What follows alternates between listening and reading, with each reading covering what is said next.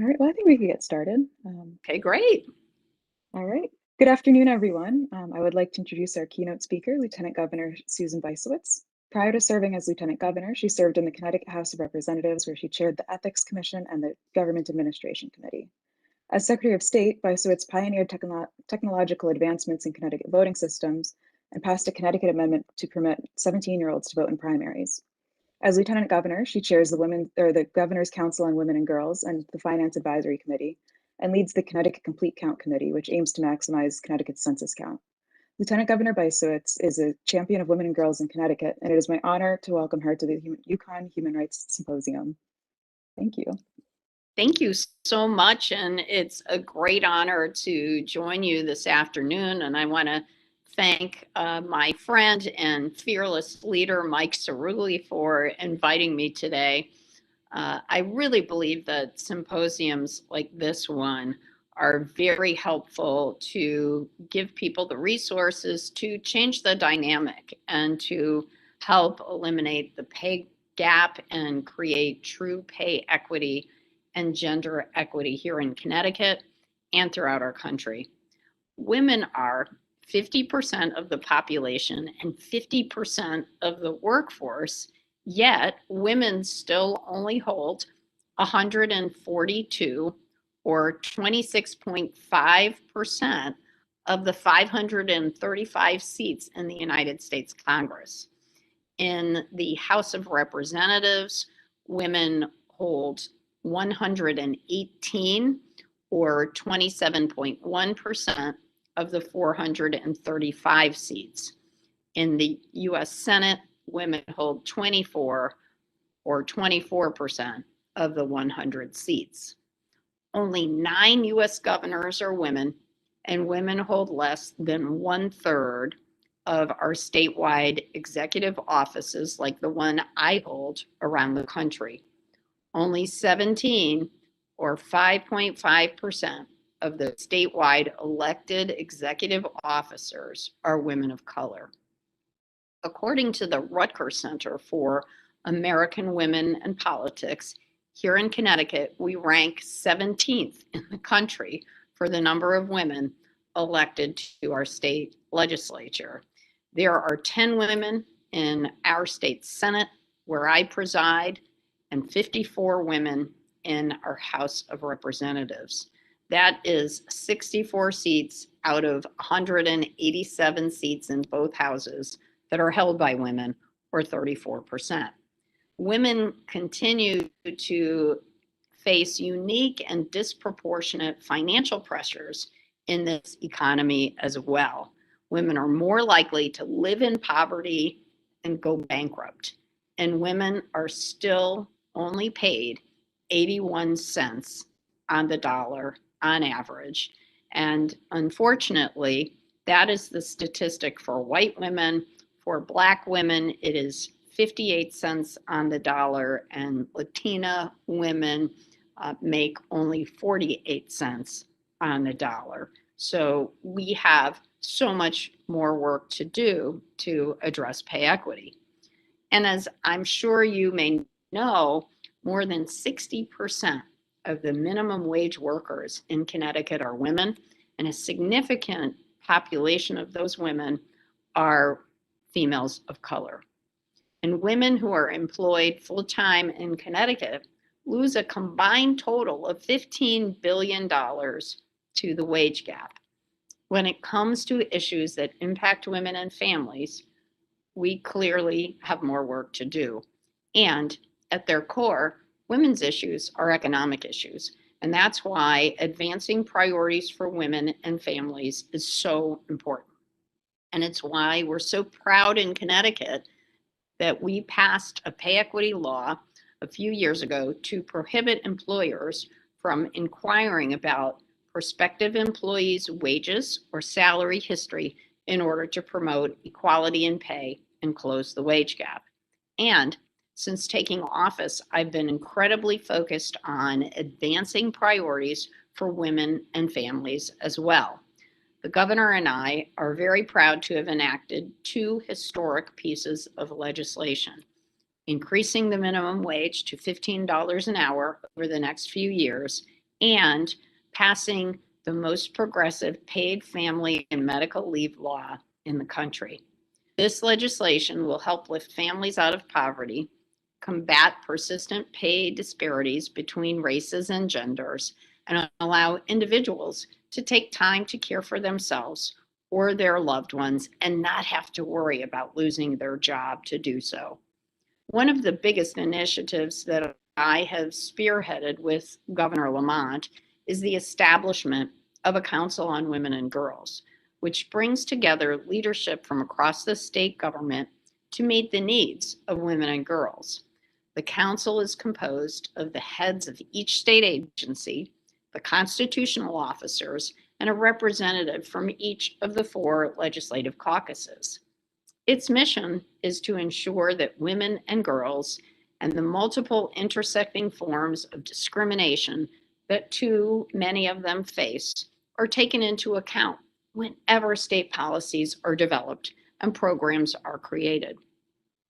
This council is focused on 4 areas of impact: education and STEAM, economic opportunity and workforce equity, leadership, and health and safety.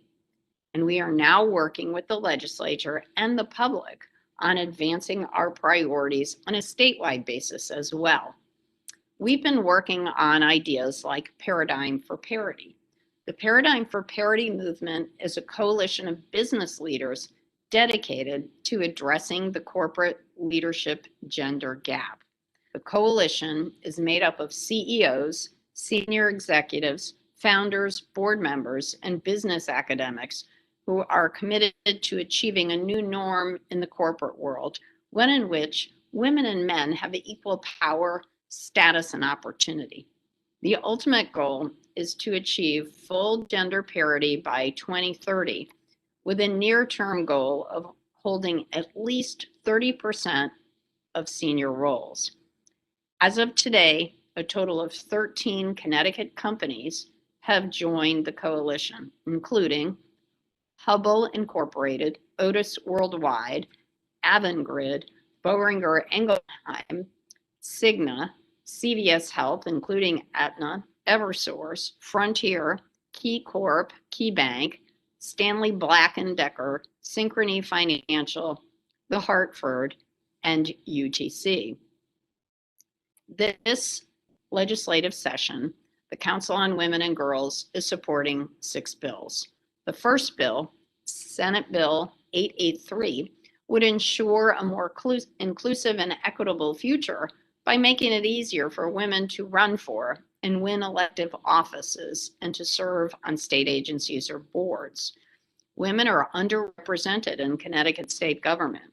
Although a record-breaking 138 Connecticut women ran for state and federal office in 2018, women account for only 35% of the 392 candidates on that year's ballot.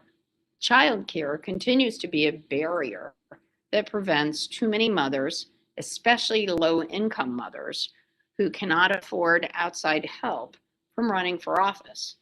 To combat this, we propose allowing candidates participating in the Citizen Elections Program to use funds in part for childcare expenses attributable to their campaign. This bill would also promote gender and racial diversity on state boards and commissions by codifying our administration's new online portal that makes it easier for residents without experience in state government to learn about and apply for positions, and by directing appointing authorities to seek out diverse candidates and to consider candidates recommended by organizations representing the interests of gender and racial diversity.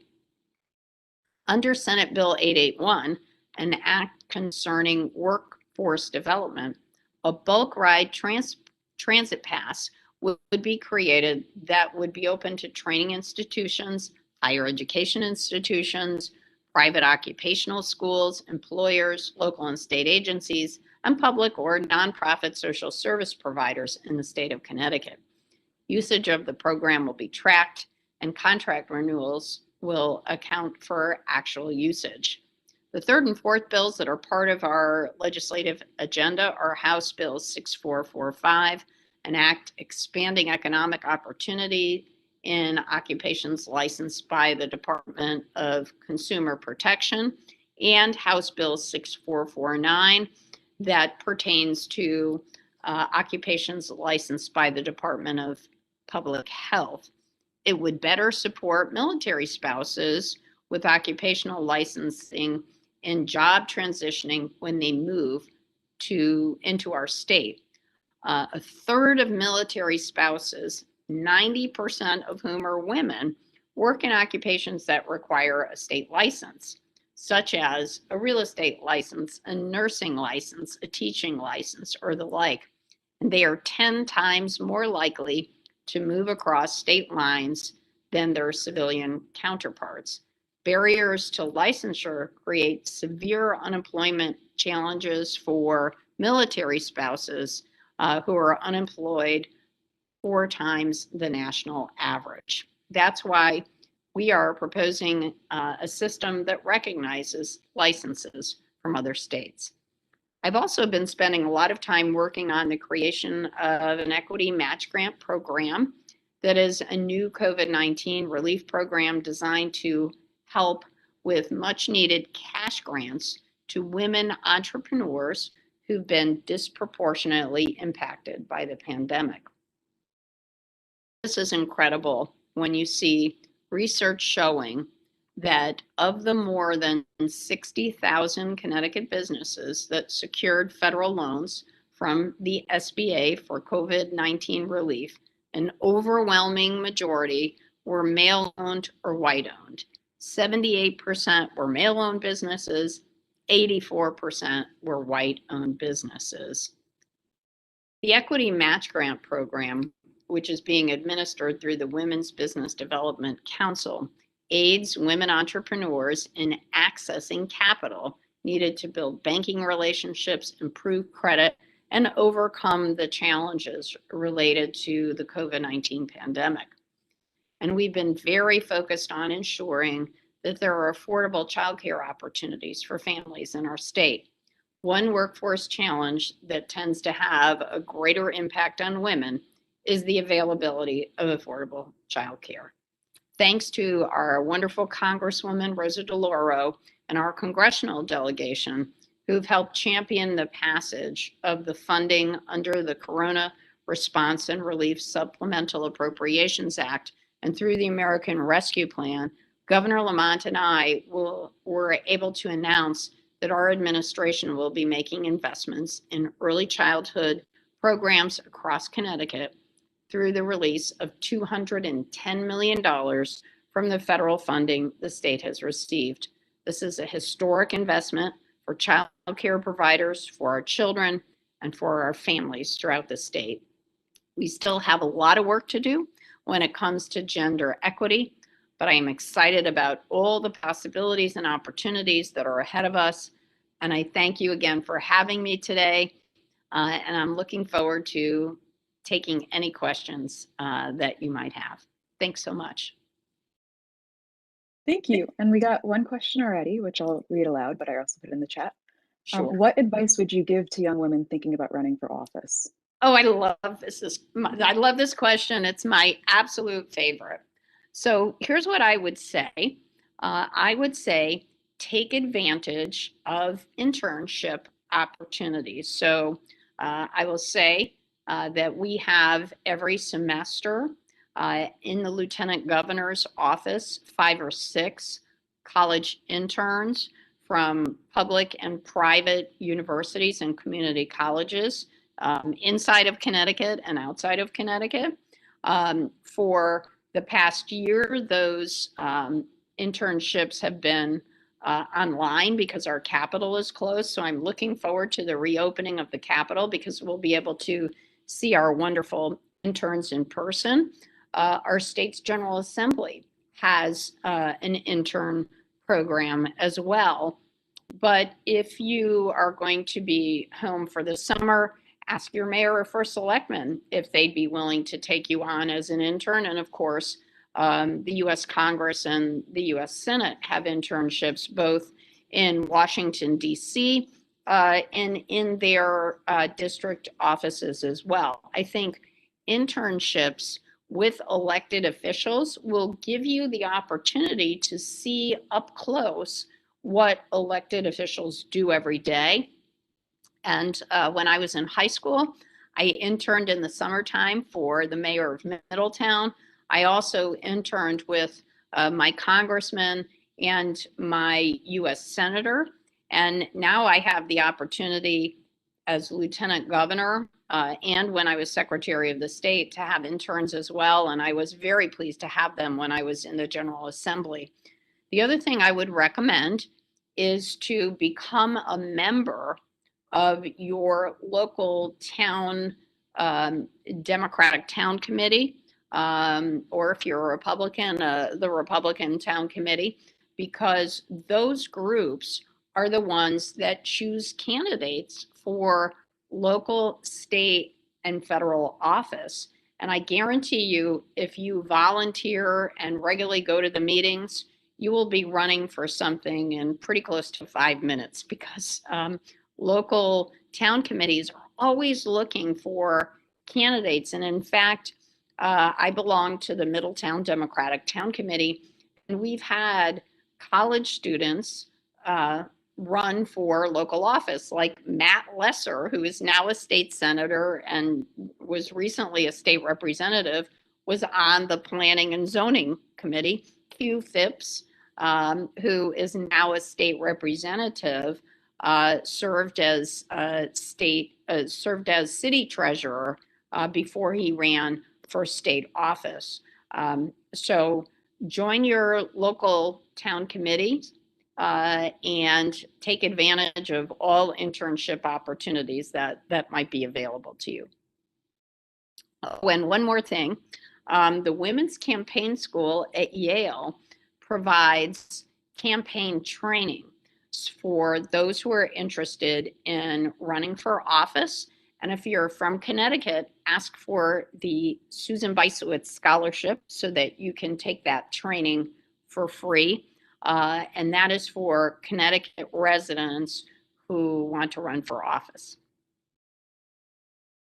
This is also helpful. Thank you. I think we might have a few more questions coming in, but I'm just going to Sure. wait for them to pop up.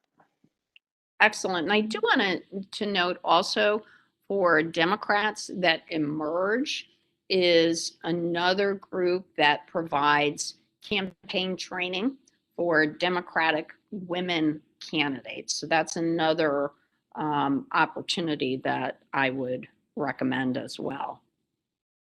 It's all great. Thank you.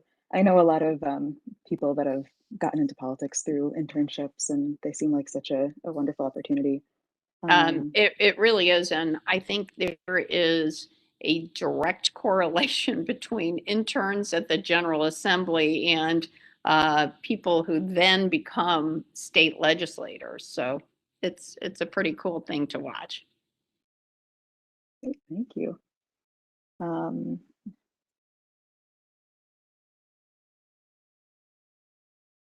I will also brag on Raheb Ali Brennan. He's a state representative from the Bethel Danbury area. He was my legal assistant when I was in private practice, and I'm so proud of him because now he is a state legislator and doing very well. Yes. Okay, I just got one more question in. Question is, are there any initiatives that you recommend women at UConn pursue through their activism? Let's see. Well, you can write to your legislator, email your state legislator on any of those pieces of legislation to urge them to support those things, because I think that is really important. And we'll send to Mike Cerulli a list of those bills. That would be very, very helpful.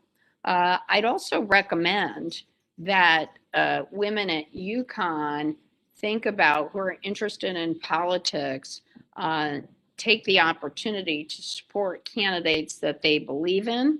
And this year, 2021 will be focused on trying to get good people elected at the municipal level. And there are a lot of great people that are running for local office. We need more women mayors and first selectmen, and more diversity on our city council and boards of education. So I think that's going to be a really great opportunity for people who might be interested in politics and government. And, you know, the good thing about those campaigns is those will start to heat up right after your final exams, because, you know, between, say, May and July, you're going to see candidates out there running for office. And it's clear that in some of our cities, like New Britain, Hamden, possibly New Haven, there's going to be also a lot of primaries. West Haven's another example in cities in Connecticut. And I would say for those from out of state, get involved in whatever campaigns that might be happening in your home state. Yeah, thank you for that. And I think we have one more question that's on its way over to me. But then, you know, I want to be respectful of your time. I know you've got to head out soon. Okay, here it is. What do you think are the most important barriers to women achieving office in US politics, especially for women of color? You know, the good news is here in Connecticut for state office, we've eliminated one of the biggest challenges, and that is fundraising. Traditionally, women do not have a history of raising money for charities, for campaigns, and it may be particularly hard for women of color who come from struggling communities to fundraise in their home communities. So this program of public financing that was created, and I was just so proud as Secretary of the State to support it, requires candidates to raise a small amount of small contributions. And then once they do that, they qualify for a good chunk of public funding. A lot of states outside Connecticut do not have that. And I think fundraising is a big barrier. Fortunately, we have public funding of campaigns in Connecticut, which is tremendous. I also think that women are not asked as frequently to run, and women have to be asked 6 or 7 times to run before they think of it, whereas men will often just have the idea that they should run themselves, and they don't need multiple people asking them to do so. So as you look around in your community, if you see a woman who is a strong advocate, who has her finger on the pulse of the community, who you think would be a good leader, ask her to run for office. Because I think that part of the challenge is women think, I can't run for office because I have to take a course. I have to get another degree. I have to run for a smaller office before I run for a bigger one. You know, I'm someone who ran for state representative, never having served in municipal office. You know, that is, women will often run for a local office first before they run for a state office. It's not unusual for men to start out running for Congress, right? So I think that the biggest challenges women face are the fundraising, They don't see themselves as elected officials, and it's not surprising because we still here in Connecticut do not make up even half of those who hold the office. The other obstacle I point out is childcare. When I ran for state representative, my daughter was 5 months old. And when I got to the legislature, and she was just turning 1, by the way, I looked around and I realized that childcare is really a barrier for candidates, but also for women running and serving. It was only the women, and there were very few women with young children when I got to the legislature, but it was only those who could afford childcare or who, like me, had my mother-in-law who lived with me. So I was so blessed that way. But I think childcare is really important. And that's why I love this group called Vote Mama. And Vote Mama was started by a woman who ran for Congress with a toddler. And she tried to use her congressional funding. She tried to use her campaign funding from her congressional campaign. And the FEC told her she couldn't do it. Fortunately, she was able to get the Federal Election Commission to change its policy. And now both men and women who are running for Congress use that funding. And Vote Mama, by the way, is in the process of endorsing a number of candidates, including Caroline Simmons, who is running for mayor in Stamford.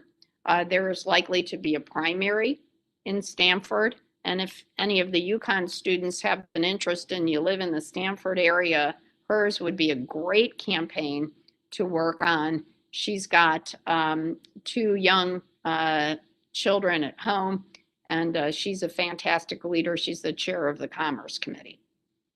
Awesome, thank you. And just one quick question to close. What is something that you want all young women in our audience to know? That their voices are powerful and that they matter. And the way to make sure that we have policies that benefit women, all women need to vote, and we need more of them to run for office. And if any of you out there decide you want to run for office, I cannot wait to help you do it. So call me. Thank you so much. It's always so refreshing to see powerful women in leadership positions and that are so successful. And so thank you so much for your time. We really appreciate you. Thank you so much. And we appreciate everything that you are doing. Thanks so much for having me. Of course. Have a good day. Thank you.